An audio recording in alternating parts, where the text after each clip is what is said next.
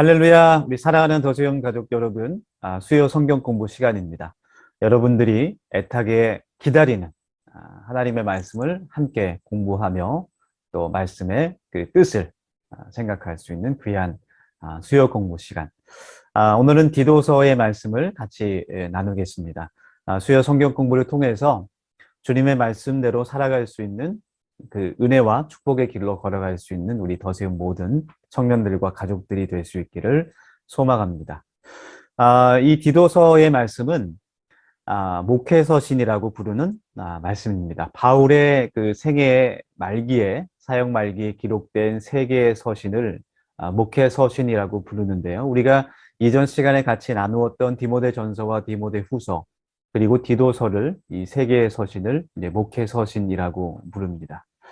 특별히 목회서신이라고 부르는 그 이유는 다른 많은 그 사도 바울의 그 서신들 가운데 교회 공동체를 향한 그런 말씀들이 있지만 디모데전서와 또 디모데후서, 디도서의 말씀은 그 교회 공동체를 향한 그런 말씀일 뿐만 아니라 그 교회를 담임하고 있는 목회하고 있는 이 디모데와 바울의 동역자였던 디모데와 디도에게 목회의 여러 가지 지침들과 또 영적인 교훈들 또 지역 교회를 잘 목회하기 위한 조언들에 대한 내용들이 들어있기 때문에 이것을 목회서신이라고 부르게 됩니다.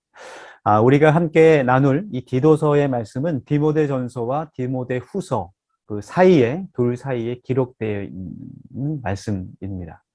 디모데전서는 에베소에서 목회하고 있는 디모데에게 여러 가지 그 어려움들을 잘 이겨낼 수 있는 그런 지혜와 격려를 주는 그러한 말씀이었고, 또 다른 동역자인 디도에게 그레데 섬에서 목회를 하고 있는 그 디도에게 격려를 주기 위한 목적으로 기록된 것이 바로 디도서라는 말씀입니다.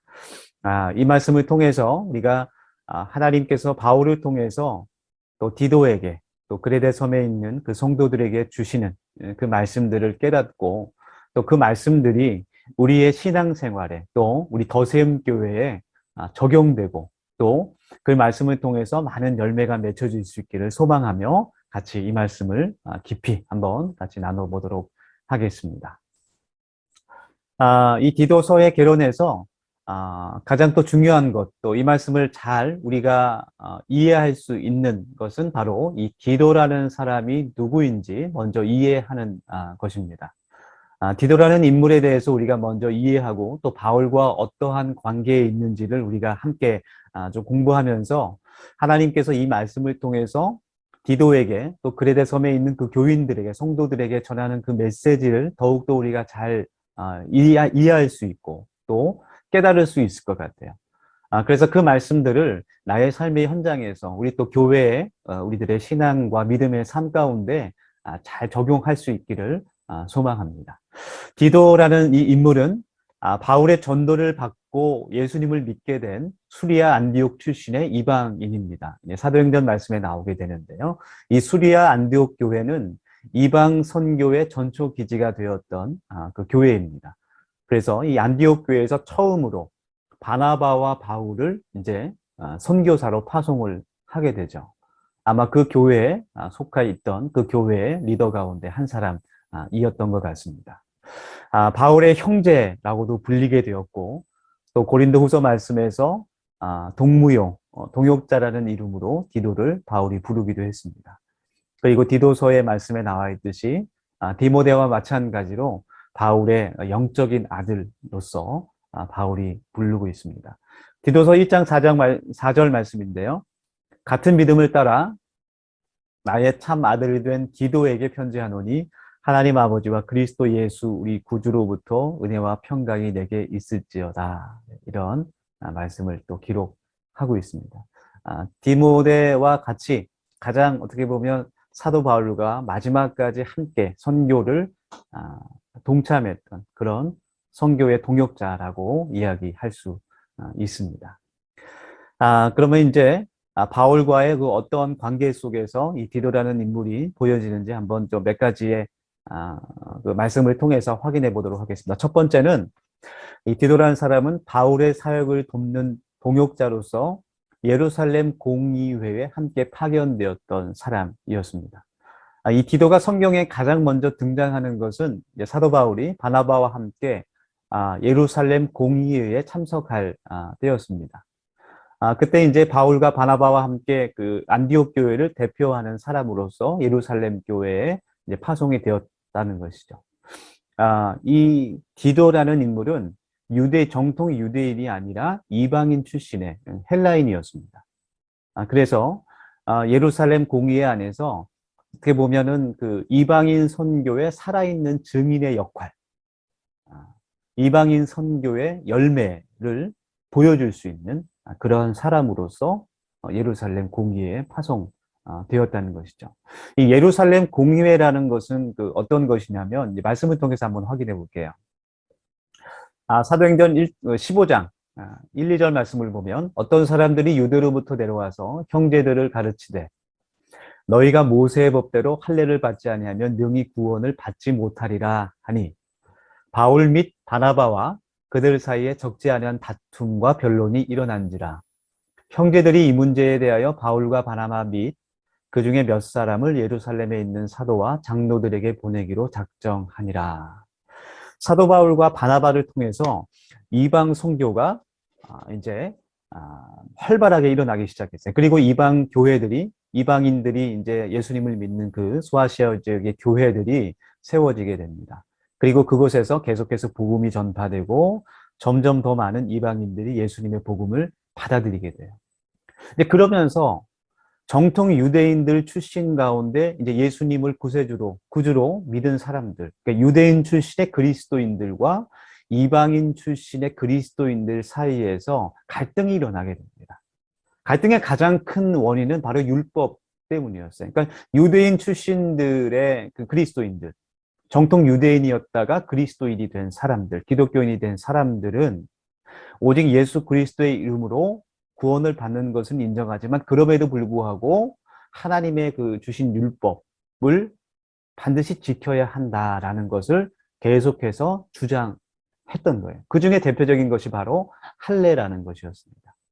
이 할례라는 것은 유대인 민족의 어떠한 표징이라고도 할 수 있죠. 하나님께서 선택하신 민족, 하나님께서 계획하셨던 특별한 그 민족이라는 그 상징성을 보여주는 것이 바로 할례라는 것이죠. 그래서 유대인 출신의 그리스도인들이 예수 그리스도를 믿고 구원받았지만 그들이 평생 동안 정말 어떻게 보면 생명같이 지켰던, 생명보다도 더 소중하게 지켰던 그 율법을 한순간에 내려놓기가, 율법은 더 이상 중요하지 않고, 물론 하나님의 말씀은 중요하지만 율법을 지키는 행위로서 구원받는 것이 아니라 예수 그리스도를 믿는 믿음으로써 구원받는다는 것을 일순간에 받아들이기가 어려운 것이죠. 그러니까 계속해서 율법을 붙잡고 싶은, 율법의 공로로 구원을 받는다는 것을 놓지 않고 싶은 그런 마음 때문에 유대인들 출신 그리스도인들과 이방인 출신의 그리스도인들 사이에서 갈등이 일어나게 되는 거예요. 이 할례 때문에. 그래서 어떠한 사람들은 그 소아시아 지역에 있는 그 사도 바울과 바나바가 선교를 통해서 개척한 그 교회에 속해 있는 성도들 가운데, 유대인 출신의 성도들 가운데 아무리 예수님의 이름을 믿고 구원받지만 그래도 율법을 지켜야 한다라는 말을 주장하는 사람들이 있었다는 것이죠.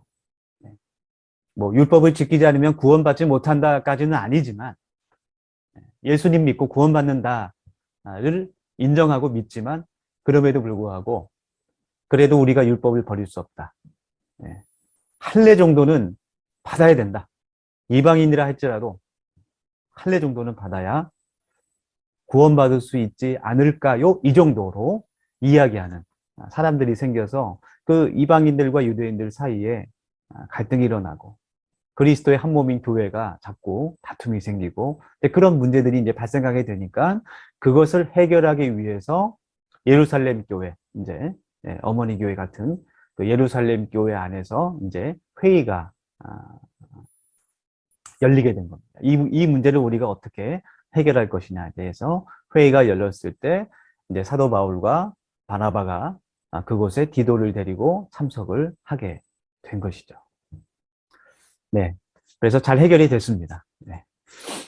또 갈라디아서 말씀을 계속 보면 14년 후에 내가 바나바와 함께 디도를 데리고 다시 예루살렘에 올라갔더니 이 말씀을 보면 이제 바울이 14년 후에 그러니까 예루살렘 공회가 열린 지 14년 이후에 다시 디도를 데리고 예루살렘에 갔다라는 것을 이제 기록하고 있는 거예요. 그래서 사도행전의 아까 우리가 읽었던 그 사도행전 15장의 말씀에는 디도라는 그 이름이 나타나지가 않아요. 그렇지만 이제 갈라디아서 2장 1절 말씀을 보고서 1차 그 예루살렘 공의회에 바울과 바나바가 디도를 데리고 갔다라는 것을 이제 알 수가 있게 되는 것이죠. 그래서 14년 후에 내가 디도를 다시 데리고 갔다라는 그 말씀을 읽을 때 디도가 참석했다는 것을 이제 알게 되는 겁니다.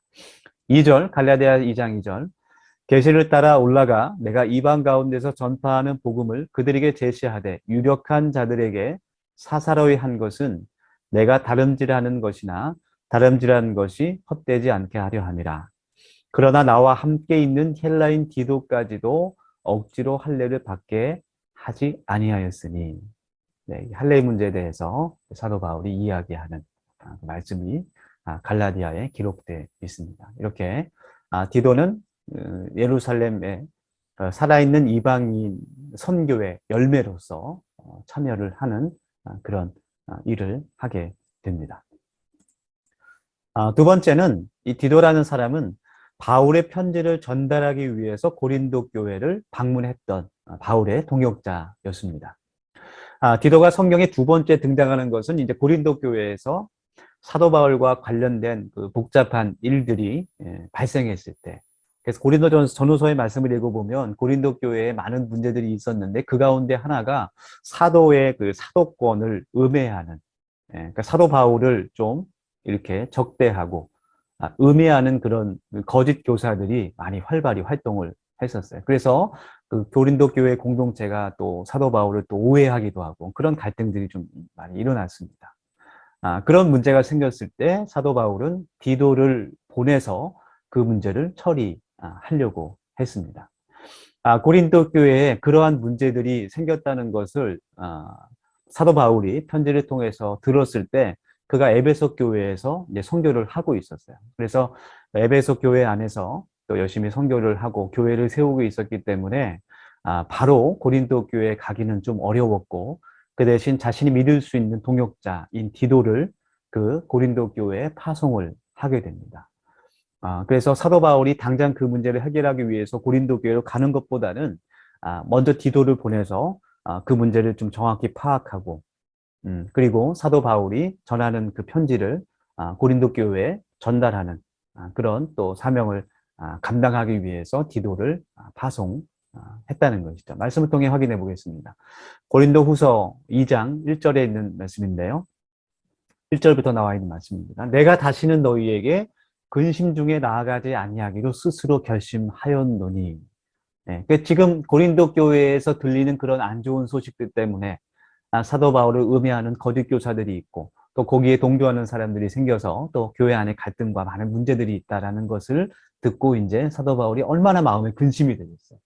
정말 피땀으로 세워진 그런 교회인데 그런 고린도 교회가 이런 어려움에 처했다는 것을 듣고 정말 고심하면서 근심하면서 하나님께 기도하는 가운데 이러한 갈등이 있는 상황에서 내가 너희들에게 바로 가지 않겠다라는 말을 전하고 있는 것이죠. 2절 말씀입니다. 내가 너희를 근심하게 한다면 내가 근심하게 한 자밖에 나를 기쁘게 할 자가 누구냐. 네. 내가 지금 너희들과 가서 또 다른 문제를 일으키게 되면 그것을 좋아할 것은 바로 사탄밖에 없다. 거짓 교사들밖에 없다라는 것이죠. 3절 내가 이같이 쓴 것은 내가 갈 때에 마땅히 나를 기쁘게 할 자로부터 도리어 근심을 얻을까 염려하며 또 너희 모두에 대한 나의 기쁨이 너희 모두의 기쁨인 줄 확신함이로라. 아멘. 이렇게 기록하고 있어요. 여기에서 보면 그 고린도후서 2장 3절에 이제 말씀을 보면 내가 이같이 쓴 것은 이란 말이 나오죠. 네. 그래서 이 디도를 통해서 고린도 교회에 사도 바울이 고린도 교회에 이제 편지를 전달하게 되는 겁니다. 네. 근데 이 편지는 안타깝지만 지금 전승이 되지 않고 있어요. 소실되어서 사실은 우리가 지금 이때 사도 바울이 디도를 통해서 보낸 편지에 어떤 글이 쓰여져 있는지를 우리가 알 수는 없습니다. 예. 그래서 고린도 전서, 고린도 교회에 보내는 편지죠. 고린도 전서와 고린도 후서 사이에 이 편지가 하나 더 있었어요. 고린도 뭐 중서라고 할까요? 예. 그러니까 고린도 전서 후서 사이에 이 편지가 하나 더 있는데 이것은 지금 저희가 전승이 되지 않아서 볼 수는 없습니다. 그러나 이 고린도 그 전후서 사이에 있는 또 다른 편지 하나를 디도가 이제 고린도 교회에 전달을 했다라는 것이죠. 고린도후서 계속해서 말씀, 고린도후서 3장 4절 말씀입니다. 내가 마음에 큰 눌림과 걱정이 있어 많은 눈물로 너희에게 썼노니 우리가 지금 볼 수 없는 이 고린도 그 전후서 사이에 있는 편지를 말하는 거죠. 디도에게 전달한 그 편지. 썼노니 이는 너희로 근심하게 하려 한 것이 아니요 오직 내가 너희를 향하여 넘치는 사랑이 있음을 너희로 알게 하려 함이라. 사도 바울이 디도를 통해서 이 편지를 보내면서 정말 걱정을 많이 한 거예요. 고린도 교회의 그 정말 그 안타까운 마음, 그 넘치는 그 사랑, 얼마나 애타는 마음으로 그 편지를 쓰면서 보냈을까. 그만큼 디도가 믿을 수 있는 그런 동역자였다는 것을 우리가 이 사실에서 알 수가 있죠. 그래서 그 편지를 보냈는데 그 편지를 전달한 디도가 바로 돌아오질 않는 거예요. 사도 바울이 그때는 뭐 어떻게 연락할 방법이 없잖아요. 사도 바울이 굉장히 걱정을 많이 합니다. 굉장히 많이 기다리고 디도가 왜 오지 않을까?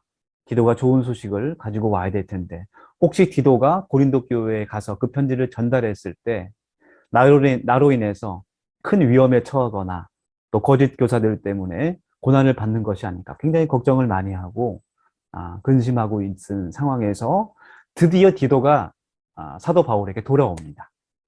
기쁜 소식을 가지고 그가 돌아와요. 그것이 고린도후서 7장 7절 말씀에 기록되어 있어요. 그가 온 것뿐 아니요. 그런 디도를 말하는 거죠. 디도가 온 것뿐이 아니요. 오직 그가 너희에게서 받은 그 위로로 위로하고 너희의 사모함과 애통함과 나를 위하여 열심히 있는 것을 우리에게 보고함으로 나를 더욱 기쁘게 하였느니라. 디도가 이제 고린도 교회에서 돌아와서 고린도 교회 안에 그런 문제들이 사도 바울이 보낸 편지를 통해서 어느 정도 잘 해결이 됐고 고린도 교회의 또 교인들이 또 사도 바울을 애타게 또 기다리면서 또 사모하고 있다는 그 소식을 그 위로를 이제 사도 바울에게 디도가 전달한 겁니다. 사도 바울이 그 소식을 듣고 굉장히 이제 마음이 기쁘게 되고 또 위로를 받고 고린도 교회를 향한 그 근심을 좀 이렇게 덜어낼 수 있는 그런 시간들이 되었다는 것이죠. 그런 역할을 디도가 감당하게 됐습니다. 세 번째로 또 보면 디도는 그 예루살렘 교회를 위한 연보, 구제연금이죠. 이것을 위해 헌신했던 사람이었어요. 바울은 늘 그 예루살렘 교회, 그러니까 예루살렘 교회는 거의 뭐 90% 이상이 유대인 출신들의 그리스도인들이 모여 있는 정통 교회, 좀 율법적으로 율법의 색이 강한 좀 보수적인, 하여튼 어머니 교회 같은 예루살렘 교회. 그리고 소아시아 지역 교회들, 이방인 성도들이 많이 참여하고 있는 그 바울과 바나바의 선교를 통해서 세워진 교회들, 디아스포라 유대인들이 같이 속해 있는 그런 교회들을 말하는 것이죠. 그 예루살렘 교회와 그 소아시아 지역의 교회들이 늘 그리스도 안에서 하나가 되기를 원하고 바랬어요. 많은 그 서신들을 통해서 그런 말들을 많이 전합니다. 그런데 그런 상황 가운데 이제 예루살렘 교회가 흉년으로 이제 많은 그 빈곤과 어려움에 처했다는 소식을 듣고 사도 바울이 소아시아 지역에 자신이 개척했던 선교했던 그 교회들에게 예루살렘에 있는 그 교회를 위해서 예루살렘 교회 안에 있는 그 성도들을 위해서 연보 걷는 일을 이제 작정하게 됩니다. 그리고 그것을 디도에게 맡기게 돼요. 특히 이제 디도가 고린도 교회에 그것을 전달해서 고린도 교회에서 연보 헌금을 이제 가지고 오게 되는데 그래서 그만큼 디도를 바울이 신뢰하는 공역자로 생각했다는 거예요. 여러분 가장 그 교회 안에서 민감하고 또 갈등이 많이 일어나는 문제가 뭐겠습니까? 뭐 지금도 마찬가지지만 돈 문제가 가장 민감한 거예요. 네. 그렇죠? 그래서 이 연보를 걷는 문제도 사실 쉬운 문제가 아니었습니다. 네. 특히 그 당시는 그 연봉금을 내면서 그 사람을 신뢰하지 않으면 그걸 낼 수가 없는 거예요. 그 교회가 그걸 맡길 수가 없는 거예요. 이 사람이 이거를 가지고 도망치면 어떡하나. 네, 확인할 방법이 없잖아요. 네, 그만큼 이 디도라는 사람이 바울과 또 소아 지역에 있는 그 교회들, 또 특별히 고린도 교회에 그런 아주 확실한, 확고한 그런 신뢰를 받고 있었던 아주 신실한 사람이었다는 것을 사도 바울이 연부를 맡긴 것을 통해서도 우리가 확인을 할 수 있다라는 겁니다. 고린도서 8장의 말씀인데요. 4절.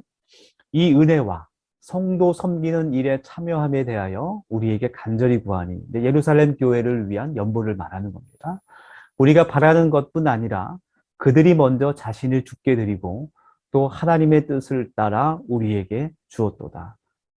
이제 고린도 교회뿐만 아니라 다른 그 소아시아 지역에 있는 교회들, 뭐 데살로니가 교회, 에베소 교회, 많은 그런 교회들이 연보 헌금을 드렸다는 것을 이야기하면서 6절, 그러므로 우리가 기도를 권하여 그가 이미 너희 가운데서 시작하였은즉 연복 얻는 일을 이 은혜를 그대로 성취하게 하라 하였노라.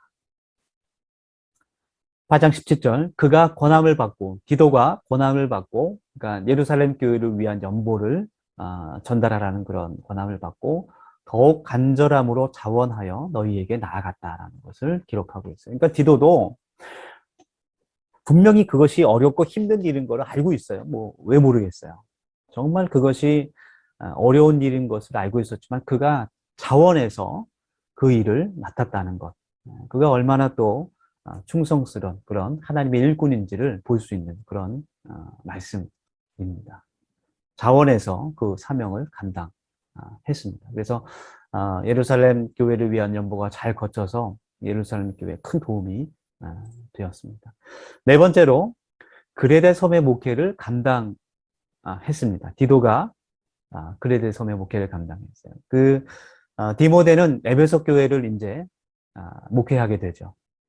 그리고 이 디도는 그레데 섬의 목회를 이제 그레데 교회를 감당하게 됩니다. 바울의 이제 2차 투옥 후에 AD 63년경에 2차 투옥이 잘못 오타입니다. 1차 투옥이에요. 1차 투옥, 2차가 아니라 1차입니다. 네, 오타가 났는데 1차 투옥 후에 바울이 디모데와 디도와 함께 4차 선교 여행을 떠납니다. 그 여정 중에 이제 그레데 섬에, 지금의 이제 크레타 섬이죠. 크레타 섬에 들르게 되고 이미 그곳에 이제 복음이 들어가서 교회가 세워졌는데 가정교회의 형태였겠죠. 그 교회에 이제 심각한 문제들이 많이 있다는 것을 또 보게 되고 그냥 지나칠 수가 없었어요.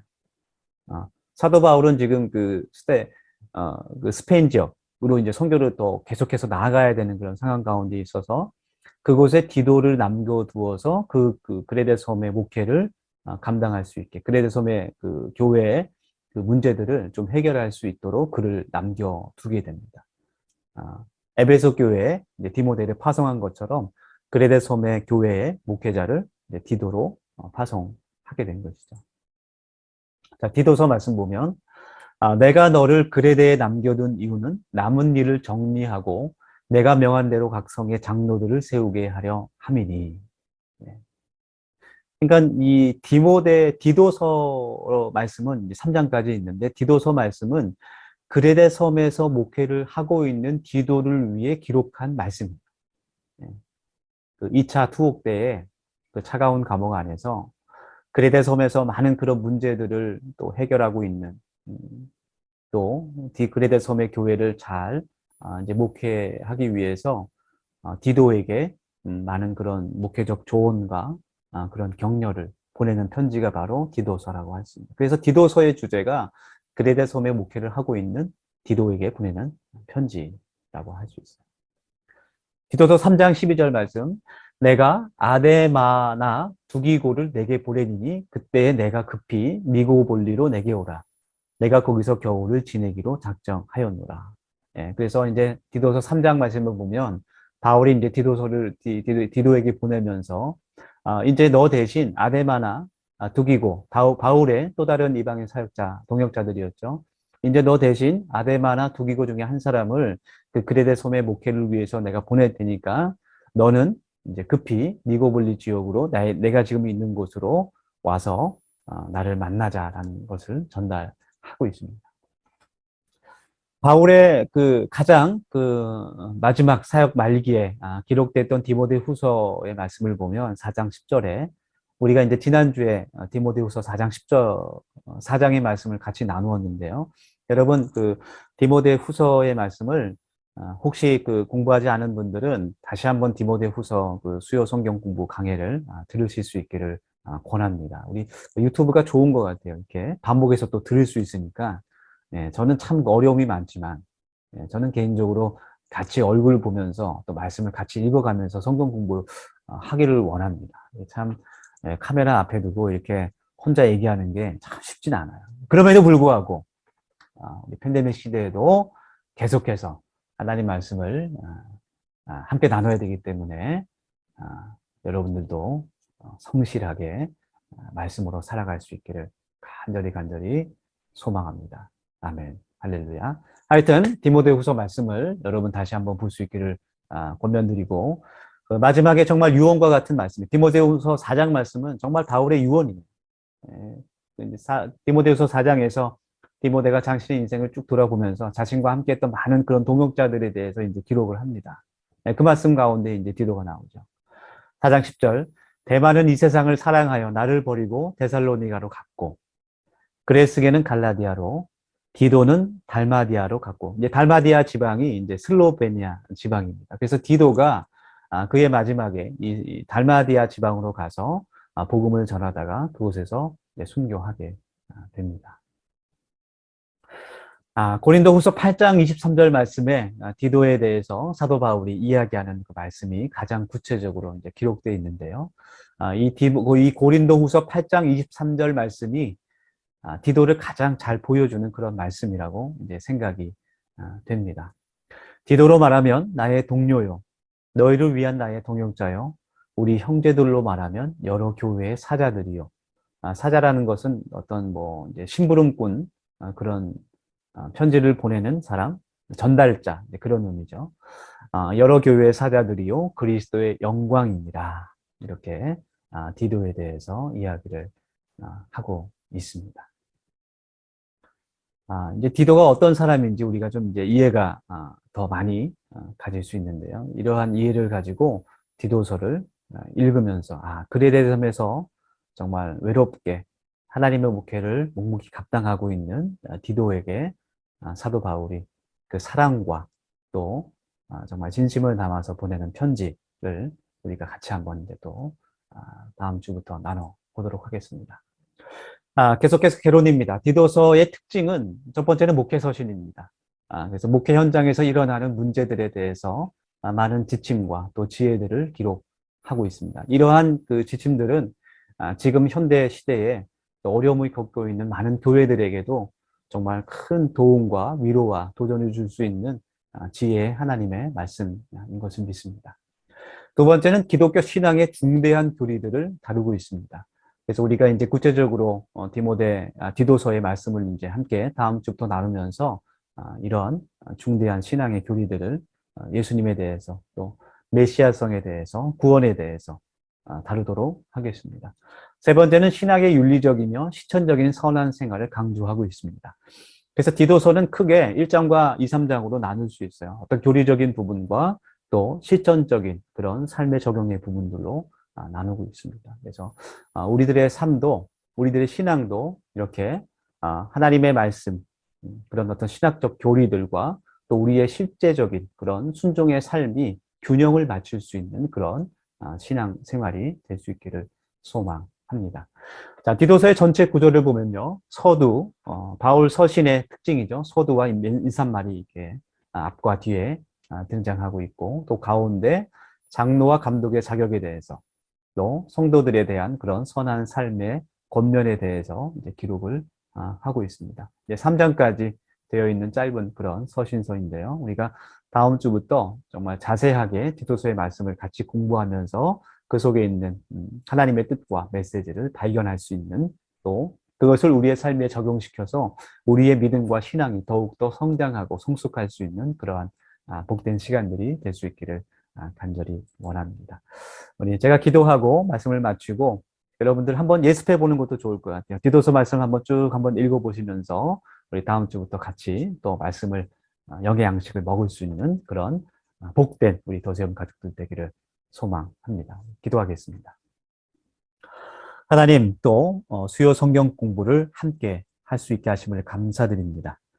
하나님의 거룩한 말씀이 나의 삶의 기준이 되게 하시고 나의 삶을 하나님의 뜻과 하나님의 나라로 인도하는 하나님 나침판이 될 수 있도록 깃발이 될 수 있도록 주님께서 은혜 베풀어 주시옵소서. 하나님 바쁜 우리의 일상생활 가운데 먼저 그의 나라와 그의 의를 구하게 하여 주시고 무엇보다도 하나님의 말씀을 사랑하는 마음이 우리 더세움 교회 모든 청년들과 성도들의 마음에 가득할 수 있기를 간절히 소망합니다. 감사합니다, 주님. 예수님의 이름으로 기도드립니다.